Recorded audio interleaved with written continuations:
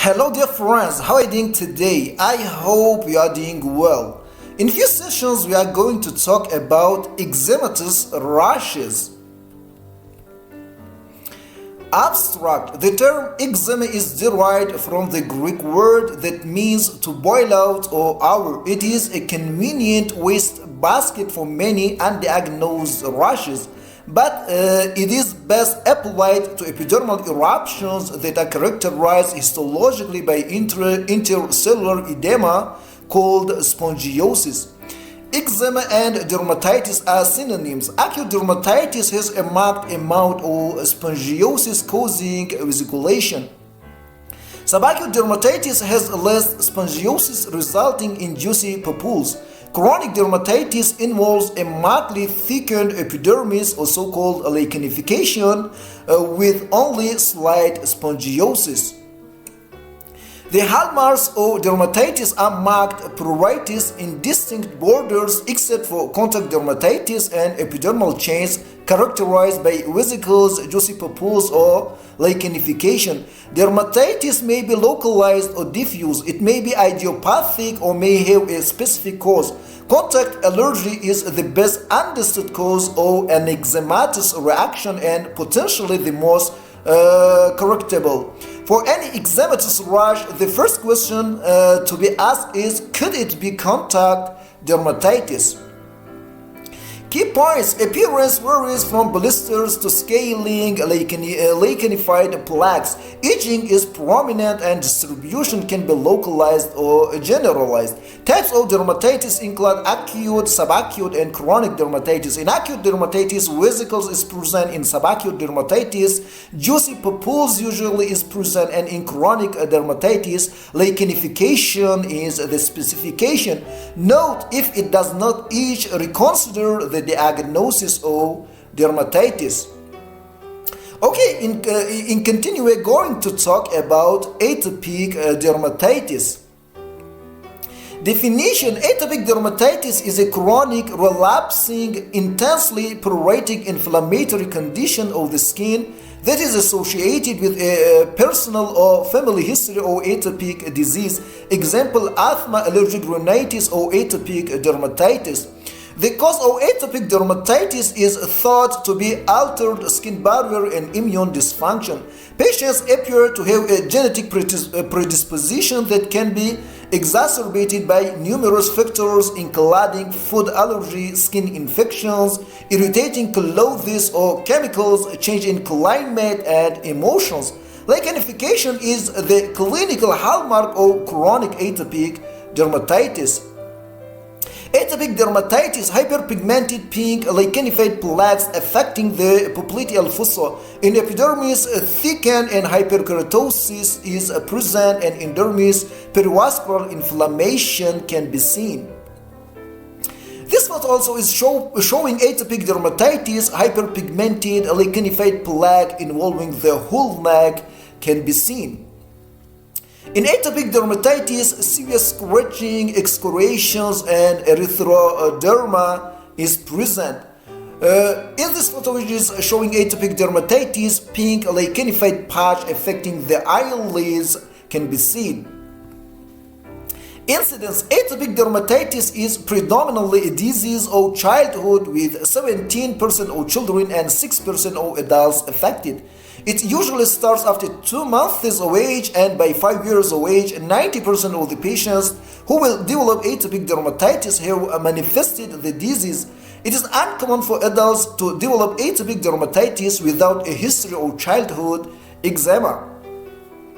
A history of allergic respiratory disease is found in 1/3 of patients with atopic dermatitis and in 2/3 of their family members. Pruritus is the most distressing and prominent symptom.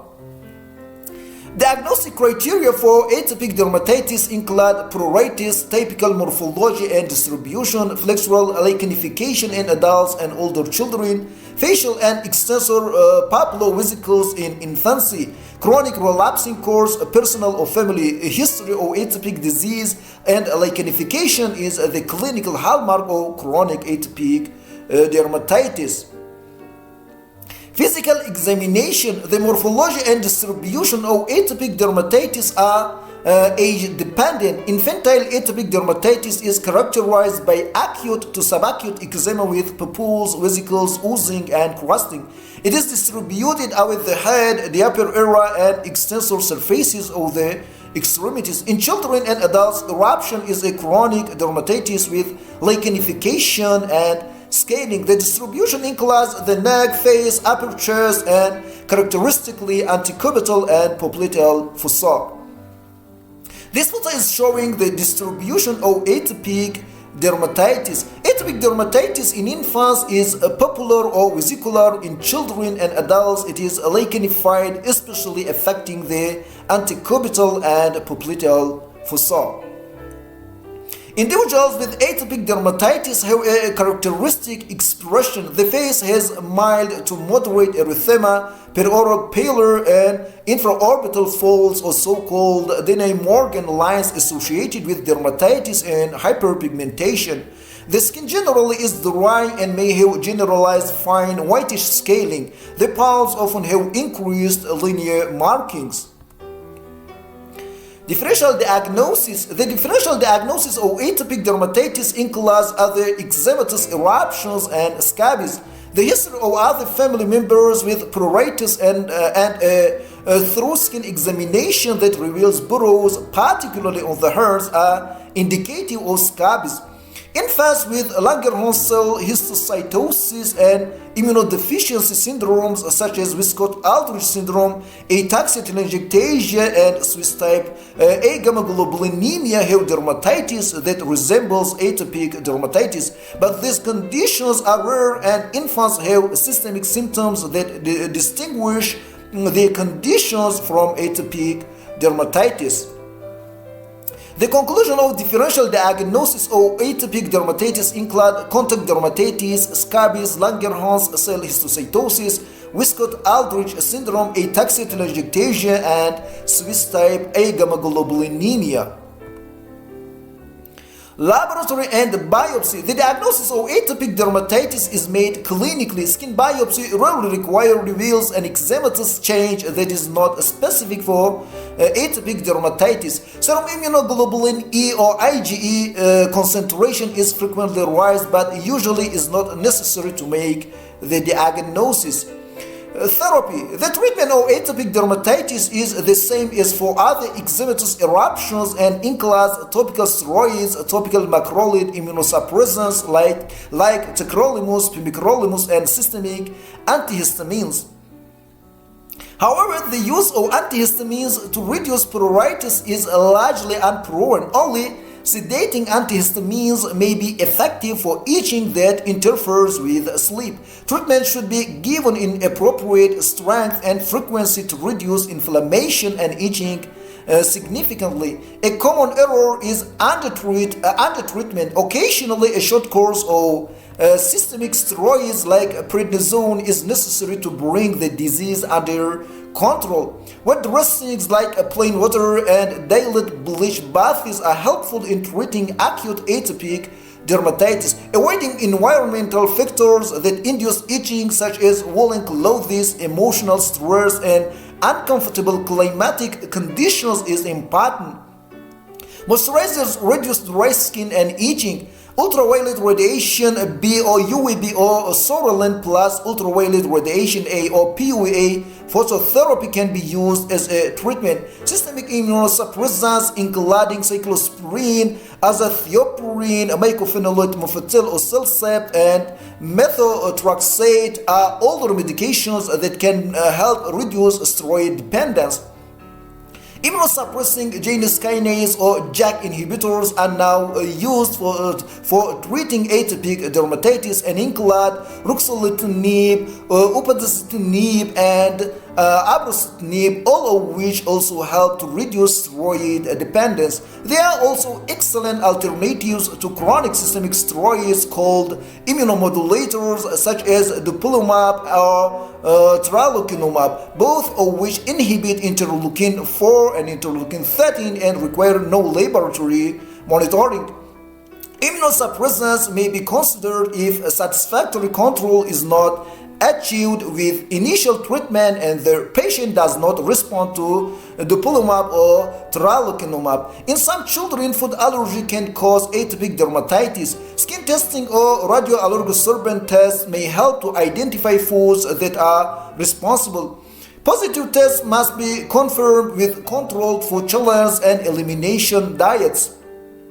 Eggs, peanuts, milk, and wheat appear to be the most frequently offending foods. Investigators have suggested that atopic dermatitis can be prevented by avoiding cow's milk, wheat, and eggs for the first 6 months of life. However, this approach is controversial and not generally recommended. Patients with atopic dermatitis have a higher frequency of immediate skin test reactivity in general, but hyposensitization is rarely of value in atopic dermatitis. The conclusion of therapy for atopic dermatitis: initial therapy include moisturizers, avoidance of irritants like woolen clothes, hard soaps, uncomfortable climate, steroids, topical macrolide, immunosuppressants, crisaborole ointment, antihistamines, baths, compresses, and antibiotics. Avoidance of food allergens like eggs, peanuts, milk, wheat in selected patients. An alternative therapy include ultraviolet light, UVB, or PUVA immunomodulators like dupilumab, tralokinumab, immunosuppressants like cyclosporine, azathioprine, mycophenolate, mofetil methotrexate, and JAK inhibitors. Note: to be successful, treatment must be eliminate pruritus. Course and complications. Atopic dermatitis is a chronic disease punctuated by repeated acute flare-ups followed by longer periods of slow resolution. The cause of these flare-ups is frequently unknown, a feature that adds to the frustration of this disease. Most children, 90%, outgrow the disease during adolescence, although some continue to have localized forms of atopic dermatitis as adults, such as chronic hand or foot dermatitis, patches of lichen simplex chronicus, or eyelid dermatitis. Longitudinal studies suggest an atopic march in which over half of infants and children with atopic dermatitis will progress to develop allergic rhinitis and asthma.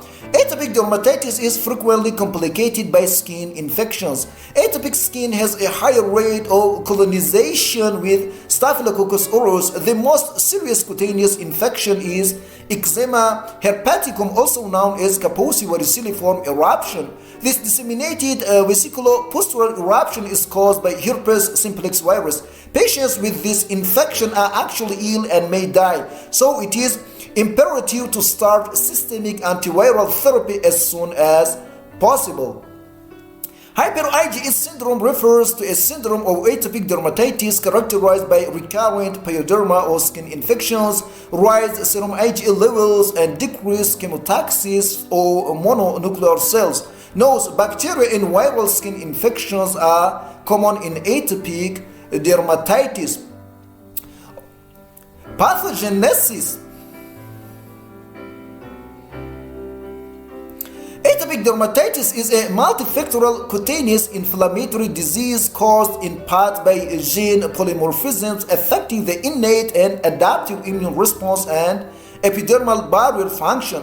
A disrupted skin barrier or filaggrin gene mutation and a disrupted immunologic response like TLP2, TLP1 cytokines, and IgE have been implicated in the etiology of atopic dermatitis.